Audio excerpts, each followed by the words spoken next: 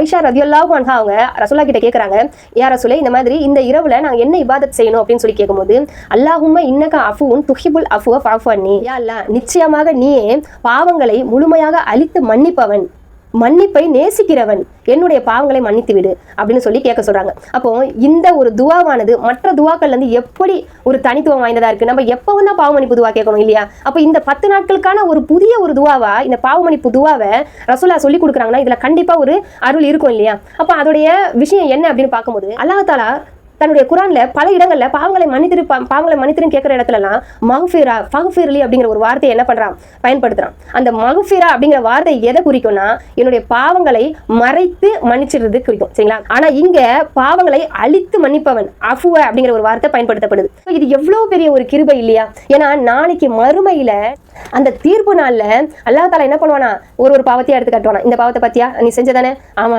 நான் செஞ்சேன், இந்த பாவத்தை நீ செஞ்சதானே, ஆமா. இப்படி அல்லாஹ் தஆலா கேட்கும்போது அந்த மனிதனுடைய மனசுல என்ன தோணுமா, போச்சு நாசம்தான், நான் நரகத்துக்கு தான் போறேன் அப்படிங்கிற ஒரு நினைப்பு வந்துகிட்டு இருக்குமா.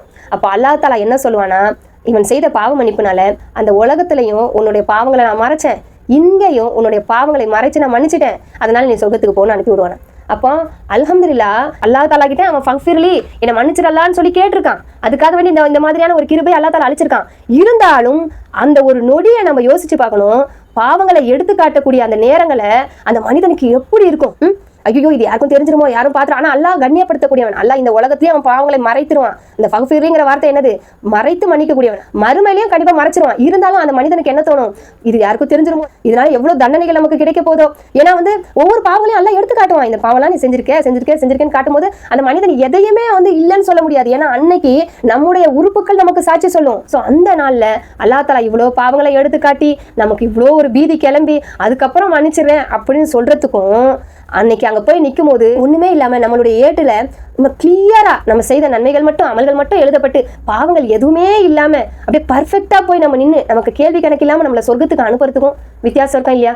அந்த மனிதனும் சொர்க்கத்துக்கு போவான், இந்த மனிதனும் சொர்க்கத்துக்கு போவான். ஆனா அவன் அனுபவிக்க கூடிய அந்த வேதனைங்கிறது அந்த தீர்ப்பு முடியறதுக்குள்ளேயும் அவன் அதுல படுற பாடு இருக்க எவ்வளவு கஷ்டம். ஆனா இந்த மனிதன் எவ்வளவு லேசா அந்த சொர்க்கத்தை அடைவான். அல்லாஹ்வுடைய ஒரு பேர் என்னது, அஃபு, சரிங்களா?